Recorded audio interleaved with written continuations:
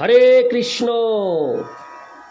আজ 14ই কার্তিক 1432 ও 1 নভেম্বর 2025 শনিবার উত্থান একাদশী। আজ এই একাদশীর দিনে আমি ভাগবতম পাঠ করছি। আজ আমি পাঠ করছি ভাগবতমের চতুর্থ স্কন্দ দ্বিতীয় ভাগ ত্রয়োবিংশতি অধ্যায় পৃথু মহারাজের ভগবত ধামে গমনের শ্লোক 27 থেকে 29। নারায়ণ হে নারায়ণ ভবভয় হরিণম নারায়ণ। শ্লোক 27। তেষাং দুরাপং কিং তন্নন্তারং। হরে কৃষ্ণ। তন্নন্তারং ভগবৎ পদম ভুবি লোলায়ুষ যে বৈ নৈষ্কর্মং সাধন্তু তো। অনুবাদ: এই জড় জগতে প্রতিটি মানুষের আয়ু অত্যন্ত অল্প, কিন্তু যারা ভগবানের সেবায় যুক্ত তারা তাদের প্রকৃত আলায় ভগবত ধামে ফিরে যান, কারণ তারা প্রকৃতপক্ষে মুক্তির পথে অবস্থিত। এই প্রকার ব্যক্তিদের কাছে কোনো কিছুই দুর্লভ নয়। তাৎপর্য: ভগবদ গীতায় 9:33 শ্রীকৃষ্ণ বলেছেন, অনিত্যম সুখং লোকমিমং প্রাপ্য ভজস্ব মাম। অর্থাৎ এই জড় জগৎ দুঃখময়, অসুখম এবং সেই সঙ্গে তা অনিত্য।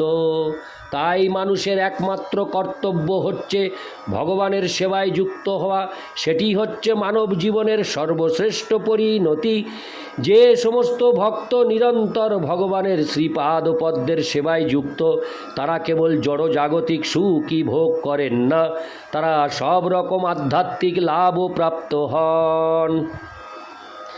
কারণ তাদের জীবনের শেষে তারা তাদের প্রকৃত আলয় ভগবত ধামে ফিরে যান। এই শ্লোকে তাদের গন্তব্যস্থলকে ভগবত পদম বলে বর্ণনা করা হয়েছে। পদম শব্দটির অর্থ হচ্ছে ধাম এবং ভগবত মানে হচ্ছে পরমেশ্বর ভগবানের। অতএব ভগবত ভক্তের গন্তব্যস্থল হচ্ছে ভগবানের ধাম।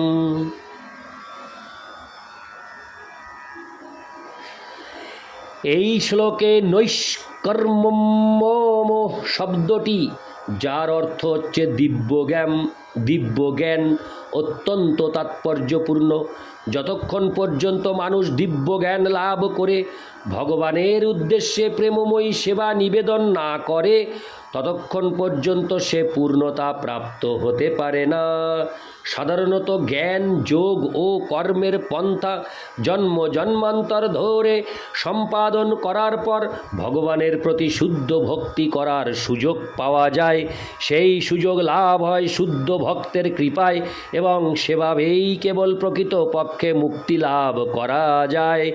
এই বর্ণনার পরিপ্রেক্ষিতে বোঝা যায় যে দেবপত্নীরা অনুতাপ করেছিলেন, কারণ যদিও তাদের উচ্চতর লোকে জন্মগ্রহণ করার সৌভাগ্য হয়েছিল এবং লক্ষ লক্ষ বছর ধরে সব রকম জড়সুখ ভোগ করার সুযোগ এসেছিল, তবুও তারা পৃথু মহারাজ ও তার পত্নীর মতো সৌভাগ্য অর্জন করতে পারেননি, যারা প্রকৃতপক্ষে তাদের অতিক্রম করে গিয়েছিলেন। পক্ষান্তরে বলা যায় যে পৃথু মহারাজ ও তার পত্নী ব্রহ্মলোক পর্যন্ত উচ্চতর লোকে উন্নীত হওয়াকে তুচ্ছ জ্ঞান করেছিলেন, কারণ তারা যে পদ লাভ করেছিলেন তার তুলনায় তা ছিল অত্যন্ত নগণ্য। ভগবদ গীতায় 8:16 ভগবান প্রতিপন্ন করেছেন, ব্রহ্ম ভুবনাল্লোকা পুনরাবর্তিন অর্জুন। এই জড়জগতের সর্বোচ্চ লোক থেকে শুরু করে সর্বনিম্ন লোক পর্যন্ত সর্বত্রই বারবার জন্ম মৃত্যুর দুঃখ ভোগ করতে হয়। পক্ষান্তরে বলা যায়, কেউ যদি সর্বোচ্চ লোক ব্রহ্মলোকেও যায় তাহলেও তাকে পুনরায় জন্ম মৃত্যুর কষ্টে ফিরে আসতে হবে। ভগবদ্গীতার 9ম অধ্যায়ে 9-21 শ্রীকৃষ্ণ সুদৃঢ়ভাবে ঘোষণা করেছেন, তে তং ভুক্তা স্বর্গ লোকং বিশালং ক্ষীণে পুণ্যে মর্তলোকং বিশন্তি। এইভাবে স্বর্গলোকে ইন্দ্রিয় সুখ ভোগ করার পর তাদের আবার মর্তলোকে ফিরে আসতে হয়। এইভাবে পুণ্য কর্মের ফল শেষ হয়ে গেলে পুনরায় নিম্নতর লোকে ফিরে এসে পুণ্যকর্মের এক নতুন অধ্যায় শুরু করতে হয়। তাই শ্রীমদ্ ভাগবতে 1:5-12 বলা হয়েছে, নৈষ্কর্মম অপ্যচ্যুত ভাব বর্জিতম। ভগবত ভক্তি লাভ না করা পর্যন্ত মুক্তির পথ মোটেই নিরাপদ নয়। কেউ যদি নির্বিশেষ ব্রহ্মজ্যোতিতে উন্নীত হয়, তবুও তার সেখান থেকে এই জড়জগতে অধঃপতিত হওয়ার সম্ভাবনা থাকে। এই জড়জগতের সর্বোচ্চ লোকের অতীত ব্রহ্মজ্যোতি থেকেও যদি অধঃপতন হওয়া সম্ভব হয়, তাহলে যে সমস্ত সাধারণ যোগী ও কর্মী স্বর্গলোকে উন্নীত হতে চায়, তাদের আর কি কথা। এইভাবে স্বর্গলোকের দেবতাদের পত্নীরা কর্ম, জ্ঞান ও যোগের ফলকে খুব একটা প্রশংসনীয় বলে মনে করেননি। ইতি শ্লোক 27। শ্লোক 28। সবঞ্চিত বত্তাত্মদ্রুক কৃচ্ছের্ণ মহতা ভুবি লব্ধাপবর্গং। হরে কৃষ্ণ। লব্ধাপবর্গং মানুষং বিষয়েষু বিসজ্জতে। অনুবাদ: যে ব্যক্তি জন্ম জন্মান্তরে বহু কৃচ্ছ সাধনের ফলে এই পৃথিবীতে অপবর্গের দ্বারস্বরূপ মনুষ্য জন্ম লাভ করেও অনিত্য বিষয়ে আসক্ত হয়ে পড়ে, তাকে অবশ্যই আত্মদ্রোহী এবং বঞ্চিত বলে বিবেচনা করতে হবে। তাৎপর্য: এই জড় জগতে মানুষ ইন্দ্রিয় সুখভোগের স্বল্প সাফল্য লাভের জন্য বিভিন্ন কার্যকলাপে যুক্ত হয়। কর্মীরা অত্যন্ত কঠিন কর্মে ব্যস্ত থাকে এবং তার ফলে তারা বড় বড় কলকারখানা খোলে, বিশাল নগরী নির্মাণ করে, বড় বড় বৈজ্ঞানিক আবিষ্কার করে ইত্যাদি। পক্ষান্তরে বলা যায় যে তারা স্বর্গলোকে উন্নীত হওয়ার জন্য অত্যন্ত ব্যয়বহুল যজ্ঞ করছে।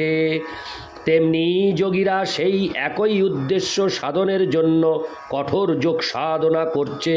জ্ঞানীরা জড়া প্রকৃতির বন্ধন থেকে মুক্ত হওয়ার জন্য দার্শনিক চিন্তায় মগ্ন।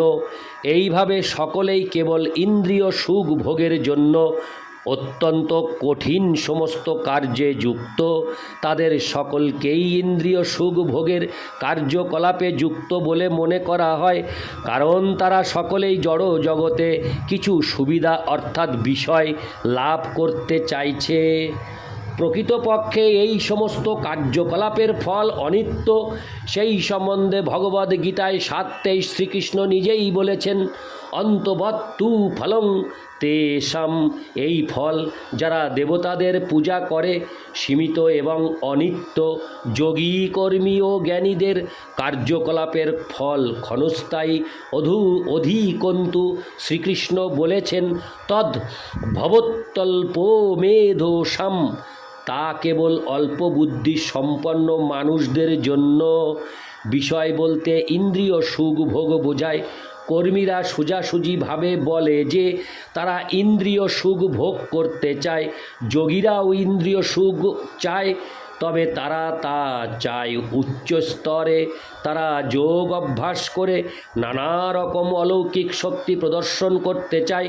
তাই তারা ক্ষুদ্র থেকে ক্ষুদ্রতর অথবা মহৎ থেকে মহত্তর হওয়া, অথবা পৃথিবীর মতো একটি গ্রহ সৃষ্টি করা, কিংবা বৈজ্ঞানিকদের মতো নানা রকম আশ্চর্যজনক যন্ত্র আবিষ্কার করার জন্য অত্যন্ত কঠোর সাধনা করে।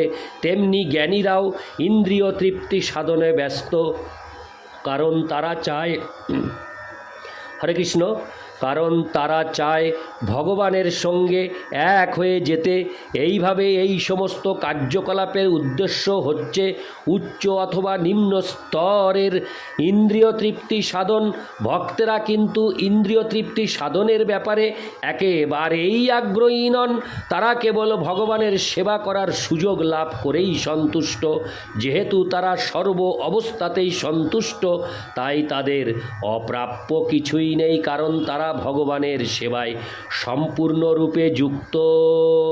দেবপত্নীরা ইন্দ্রিয় তৃপ্তি সাধনের প্রয়াসীদের বঞ্চিত বলে নিন্দা করেছেন। যারা সেই প্রকার কার্যকলাপে যুক্ত, তারা প্রকৃতপক্ষে নিজেদের হত্যা করছে। আত্মহা, যে সম্বন্ধে শ্রীমদ্ ভাগবতে 11, 20, 17 বলা হয়েছে, নৃদেহ মাদ্যং সুলভং সুদুর্লভং প্লবং সুকল্পং গুরুকর্ণধারম ময়ানুকূলেন নভস্যতেরিতং পুমানো ভবাব্দিং ন তরেৎ স আত্মহা। কেউ যখন বিশাল সাগর উত্তীর্ণ হতে চায়, তখন তার একটি সুদৃঢ় নৌকার প্রয়োজন হয়। কথিত হয় যে অজ্ঞানের সমুদ্র অতিক্রম করার জন্য এই মনুষ্য শরীর হচ্ছে একটি অতি সুন্দর নৌকা। মনুষ্য শরীরে গুরুরূপ অতি সুদক্ষ কর্ণধারের সাহায্য লাভ করা যায় এবং শ্রীকৃষ্ণের কৃপারূপ অনুকূল বায়ুও পাওয়া যায়। সেই অনুকূল বায়ু হচ্ছে শ্রীকৃষ্ণের উপদেশ। মনুষ্য শরীর হচ্ছে নৌকা, শ্রীকৃষ্ণের উপদেশ হচ্ছে অনুকূল বায়ু এবং শ্রী গুরুদেব হচ্ছেন কর্ণধার। শ্রী গুরুদেব জানেন কিভাবে হরে কৃষ্ণ, কিভাবে পাল খাটাতে হবে, যার ফলে অনুকূল বায়ুর সুযোগ নেওয়া যায় এবং তিনি সেই নৌকার হাল ধরে গন্তব্যস্থলে নিয়ে যান। কিন্তু কেউ যদি সেই সুযোগের সদ্ব্যবহার না করে তাহলে সে এই মনুষ্য জীবন বৃথা নষ্ট করছে। এইভাবে সময় ও জীবনের অপচয় করা আত্মহত্যা করারই শামিল। এই শ্লোকে বর্গম হরে কৃষ্ণ, এই শ্লোকে লব্ধাপবর্গম শব্দটি তাৎপর্যপূর্ণ, কারণ শ্রীল জীব গোস্বামীর মতে অপবর্গম বা মুক্তির পথ নির্গুণ হরে কৃষ্ণ নির্গুণ ব্রহ্মে লীন হওয়া নয়। পক্ষান্তরে শালোকাদি সিদ্ধি লাভ করা, যার অর্থ হচ্ছে সেই লোক প্রাপ্ত হওয়া যেখানে ভগবান বাস করেন। 5 প্রকার মুক্তি রয়েছে এবং তার মধ্যে একটি হচ্ছে সাযুজ্য মুক্তি বা পরমেশ্বরে বা নির্বিশেষ ব্রহ্মজ্যোতিতে লীন হয়ে যাওয়া। কিন্তু যেহেতু ব্রহ্মজ্যোতি থেকে জড় জগতে পতিত হওয়ার সম্ভাবনা থাকে, তাই শ্রীল জীব গোস্বামী উপদেশ দিয়েছেন যে ভগবত ধামে ফিরে যাওয়াই মনুষ্য জীবনের একমাত্র উদ্দেশ্য হওয়া উচিত। স্ববঞ্চিত শব্দটি ইঙ্গিত করে যে মনুষ্য জীবন লাভ করার পরেও কেউ যদি ভগবত ধামে ফিরে যাওয়ার প্রস্তুতি না করে, তাহলে সে প্রকৃতপক্ষে বঞ্চিত হয়েছে। যারা ভগবত ধামে ফিরে যেতে আগ্রহী নয়, সেই সমস্ত অভক্তদের অবস্থা অত্যন্ত শোচনীয়, কারণ ভগবত ভক্তি সম্পাদন করা ছাড়া মনুষ্য জীবনের আর কোনো উদ্দেশ্য নেই। ইতি শ্লোক 28। শ্লোক 29। মৈত্রেয় উবাচ স্তবোতিষ্য মরস্ত্রীষু পতিলোকং গতা বধূ জং বা আত্মভিদং ধৈর্য বৈন্য প্রাপাচ্যুতাশ্রয়। অনুবাদ: মহর্ষি মৈত্রেয় বললেন, হে বিদুর, স্বর্গের দেবতাদের পত্নীরা যখন নিজেদের মধ্যে এইভাবে বলাবলি করছিলেন, তখন মহারানী অর্চি সেই লোকে পৌঁছেছিলেন যে লোকটি স্বরূপ সিদ্ধ ব্যক্তিদের মধ্যে শ্রেষ্ঠ। তার প্রতি পৃথু মহারাজ প্রাপ্ত হয়েছিলেন। তাৎপর্য: বৈদিক শাস্ত্র অনুসারে কোনো স্ত্রী যখন তার পতির সহমৃতা হন বা পতির চিতাগ্নিতে প্রবেশ করেন, তখন তার পতি যে লোকে গমন করেন তিনিও সেই লোক প্রাপ্ত হন। এই জড় জগতে পতিলোক বলে একটি লোক রয়েছে, ঠিক যেমন পিতৃলোক নামক একটি লোক রয়েছে। কিন্তু এই লোকে পতিলোক শব্দটি এই জড় ব্রহ্মাণ্ডের কোনো স্থানকে বোঝানো হয়নি, কারণ পৃথু মহারাজ স্বরূপ সিদ্ধ জীবদের মধ্যে শ্রেষ্ঠ হওয়ার ফলে নিশ্চয়ই ভগবত ধামে ফিরে গিয়েছিলেন এবং বৈকুণ্ঠলোক প্রাপ্ত হয়েছিলেন। মহারানী অর্চিও পতিলোকে প্রবেশ করেছিলেন, কিন্তু এই লোকটি জড় ব্রহ্মাণ্ডের কোনো গ্রহলোক নয়, কারণ তিনি প্রকৃতপক্ষে সেই লোকে প্রবেশ করেছিলেন যা তার পতি প্রাপ্ত হয়েছিলেন। জড় জগতেও পতি, হরে কৃষ্ণ, জড় জগতেও পত্নী যখন পতির সঙ্গে মৃত্যুবরণ করেন, তার পরবর্তী জন্মে তিনি তার সঙ্গে পুনরায় মিলিত হন। তেমনি মহারাজ পৃথু ও মহারানী অর্চি বৈকুণ্ঠ লোকে মিলিত হয়েছিলেন। বৈকুণ্ঠ লোকে পতি পত্নী রয়েছেন, তবে সেখানে যৌন জীবন বা সন্তান উৎপাদনের কোনো প্রশ্ন ওঠে না। বৈকুণ্ঠ লোকে পতি ও পত্নী উভয়েই অসাধারণ সৌন্দর্যমণ্ডিত এবং তারা পরস্পরের প্রতি আকৃষ্ট, কিন্তু সেখানে তারা যৌন সুখ উপভোগ করেন না। বাস্তবিক পক্ষে তাদের কাছে যৌন সঙ্গম মোটেই সুখকর নয়, কারণ তারা উভয়েই ভগবানের মহিমা কীর্তন করে ভগবদ ভক্তিতে মগ্ন থাকেন। ভক্তি বিনোদ ঠাকুরও বলেছেন যে এই জড় জগতে থাকা কালেও পতি ও পত্নী তাদের গৃহকে বৈকুণ্ঠে পরিণত করতে পারেন। কৃষ্ণ ভাবনাময় মগ্ন হলে, হরে কৃষ্ণ, কৃষ্ণ ভাবনায় মগ্ন হলে এই জগতেও পতি ও পত্নী গৃহে ভগবানের শ্রী বিগ্রহ প্রতিষ্ঠা করে এবং, হরে কৃষ্ণ, কৃষ্ণ ভাবনায় মগ্ন হলে এই জগতেও পতি ও পত্নী গৃহে ভগবানের শ্রী বিগ্রহ প্রতিষ্ঠা করে এবং শাস্ত্রের নির্দেশ অনুসারে শ্রী বিগ্রহের সেবা করে বৈকুণ্ঠে বাস করতে পারেন। তার ফলে তারা কখনো যৌন আবেগ অনুভব করবেন না। সেটি হচ্ছে ভগবদ ভক্তিতে অগ্রসর হওয়ার পরীক্ষা। যিনি ভগবদ ভক্তিতে উন্নতি লাভ করেছেন তিনি কখনো যৌন জীবনের প্রতি কোনো রকম আকর্ষণ বোধ করেন না, এবং তিনি যে পরিমাণে যৌন জীবনের প্রতি বিরক্ত হয়েছেন সেই অনুপাতে তিনি ভগবানের সেবার প্রতি আসক্ত হন। তিনি প্রকৃতপক্ষে বৈকুণ্ঠ লোকে বাস করছেন বলে অনুভব করেন। চরম বিচারে জড় জগৎ বলে কিছু নেই, কিন্তু কেউ যখন ভগবানের সেবা বিস্মৃত হয়ে তার ইন্দ্রিয়ের সেবায় যুক্ত হয় তখনই কেবল তার মনে হয় যে সে জড় জগতে বাস করছে। ইতি শ্লোক 29। নারায়ণ হে নারায়ণ ভবভয়হরণম নারায়ণ। হরে কৃষ্ণ।